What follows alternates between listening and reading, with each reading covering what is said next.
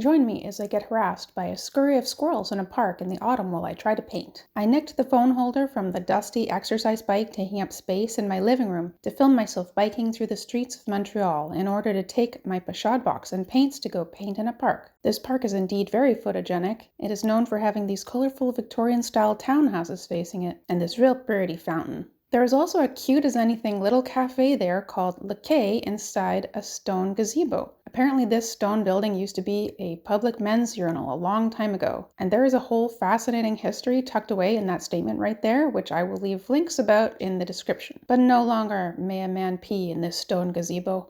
It was long ago transformed into a charming cafe which serves drinks and food. In the cafe, I got a coffee and a fancy orange donut, the latter of which I tucked into my backpack after taking a bite. Sipping my cinnamon-topped latte next to this fountain is about as good as it gets. I found a bench with a view of Le Quai Cafe and I made a pencil sketch of the kiosk on an 8x10 canvas board. The board is green as I put a colored ground on it in advance. I recently purchased a pochade box with a reverie of taking it out all year to do plein air acrylic paintings, even in the winter.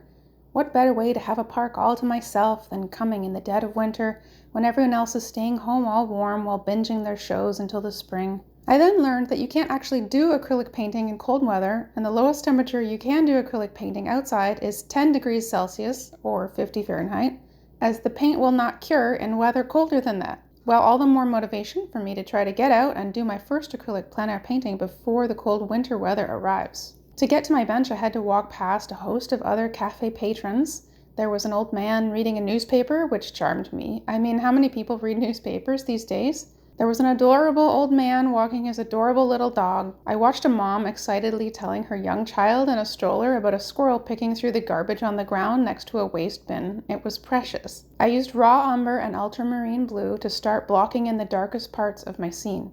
I'm not sure how detailed I'm going to get with the piece. I think I'm going to figure that out as I go. I would dearly love to paint a little pigeon poking out of one of the green vents on top of the cafe. There was one pigeon who kept doing just this, but I could never manage to get a good shot of him before he hid again. At some point I spilled water into my pochade box, and I didn't end up using the tripod this day.